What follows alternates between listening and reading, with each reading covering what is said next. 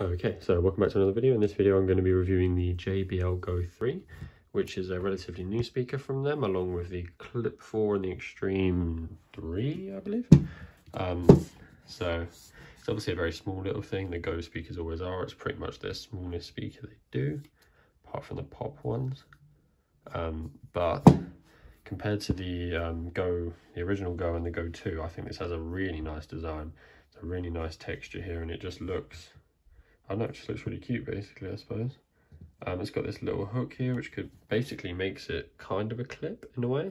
You know, it has the same type of functionality as that. It could be used anyway. It's got the little play pause button on the top, the volume up and down, and then it's got power Bluetooth buttons here, and the clippy hooky thing, and the USB in port, which is for charging. No other ports on this thing, nothing at all. But then again, what more could you really want? It's just a very small little compact speaker. But I mean, the sound quality it's good for this size, but obviously you're not going to be getting any bass at all really. But it does go surprisingly loud.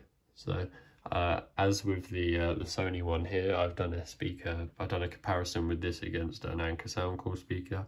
So that should be up if you want to hear more what it sounds like. But it's definitely something, you know, you could tie it onto your rucksack or something if you're going on walks. It would be a nice thing. You know, it's definitely not going to be deafening anyone, but it's also not going to be too quiet to hear either. It's a nice little range, and it's only £30 here in the UK.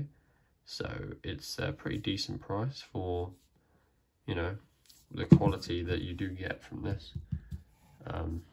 Yeah, so I mean, there isn't really much to say about this. For £30, I definitely recommend it. If there's any questions or anything you have, you can leave them in the comments and I'll try to reply to them all.